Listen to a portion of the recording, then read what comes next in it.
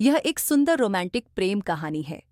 राधा रवि से बेहद प्यार करती थी, लेकिन रवि सिर्फ राधा के सुंदरता से प्यार करता था।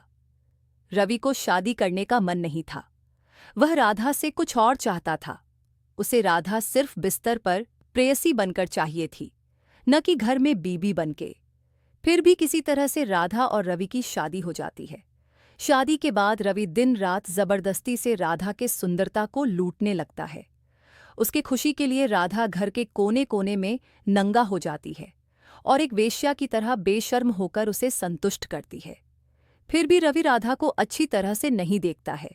उससे तंग होकर राधा उसके कंपनी के सारे शेयर्स को अपने नाम पर ट्रांसफर करके घर छोड़ के चली जाती है। बाद में एक रोमांटिक प्रेम तंत्र से रवि को सही रास्ते पे ले आती है। जो लोग ज्यादा रोमांटिक कहानियों को पढ़ना पसंद करते हैं, सिर्फ वो लोग इस किताब को पढ़िए।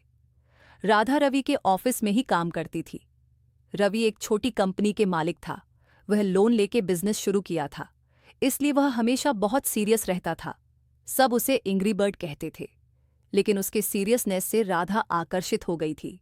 उसके काम करने की तरीका और उसके समझदारी को राधा अपना दिल खो चुकी थी।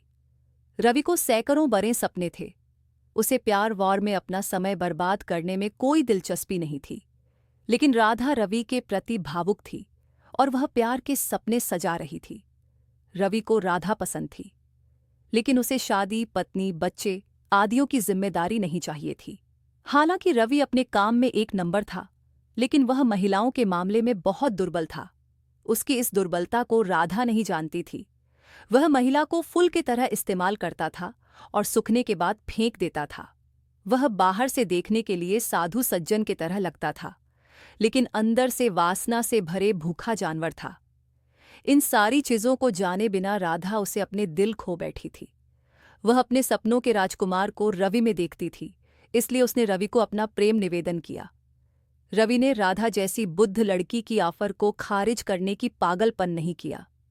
राधा रवि के संपत्ति से प्यार नहीं करती थी, लेकिन रवि राधा के सुंदरता से बेहद प्यार करता था। वह सिर्फ उसकी सुंदरता से प्यार करता था, उसे नहीं। प्यार के चक्कर में वे दोनों कुछ दिनों तक प्रेम पक्षियों की तरह यहां वहां घूमे, लेकिन राधा शर्म महसूस करने जैसी कोई चीज नहीं हुई।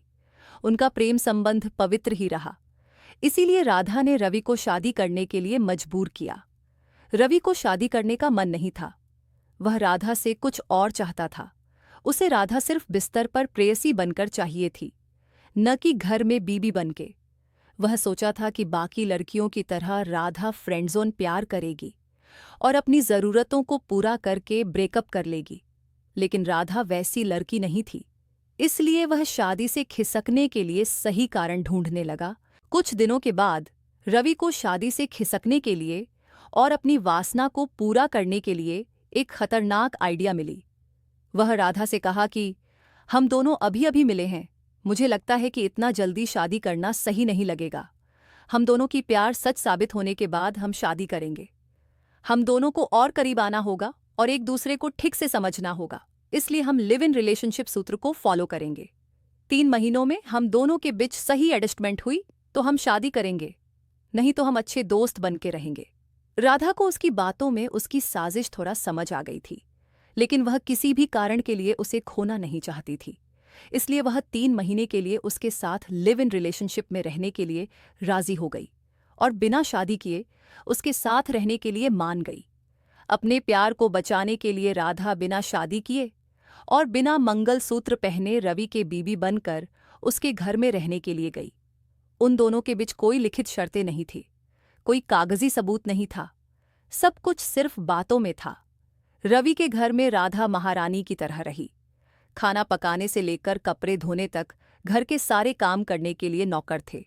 उसे उस घर में करने के लिए कोई काम नहीं था। सारा काम नौकर करते थे। राधा को सिर्फ और सिर्फ रवि का ख्याल रखना था बस।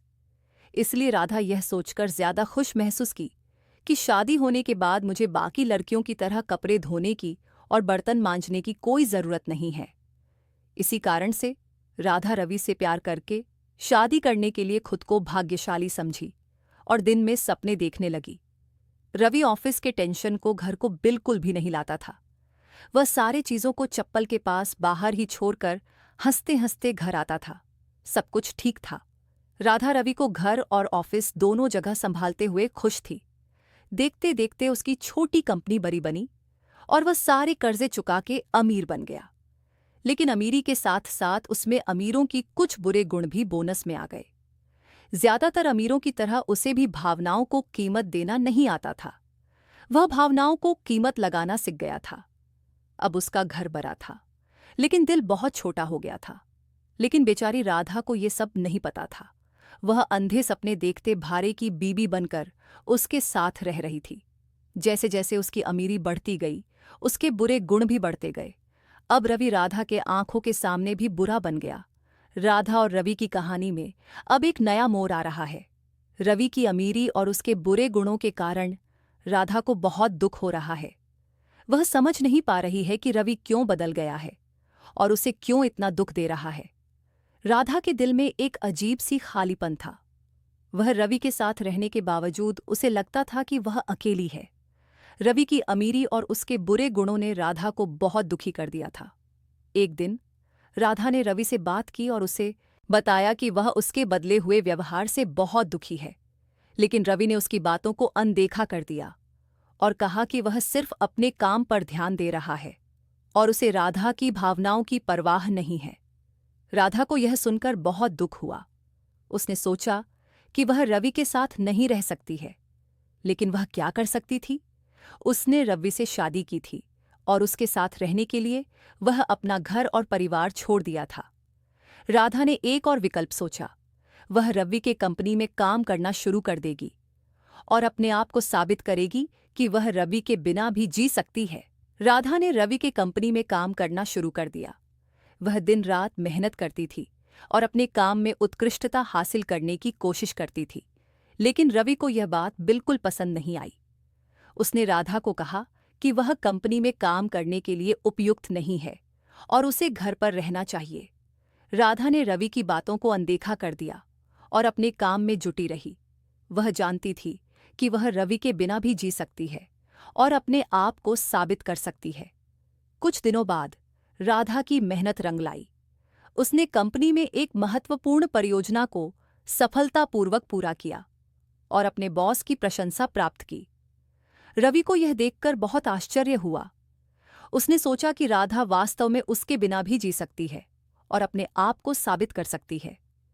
रवि ने राधा से माफी मांगी और उसे बताया कि वह उसकी भावनाओं को समझता है और उसे अपने जीवन में वापस लाना चाहता है। लेकिन राधा ने रवि की बातों को अनदेखा कर दिया। उसने सोचा कि वह रवि के साथ नहीं रह सकती है और अपने जीवन को आगे बढ़ाना चाहती है। और इस तरह राधा और रवि की कहानी का अंत हुआ। राधा ने अपने आप को साबित किया और अपने जीवन को आगे बढ़ाया, जबकि रवि को अपनी गलतियों का एहसास हुआ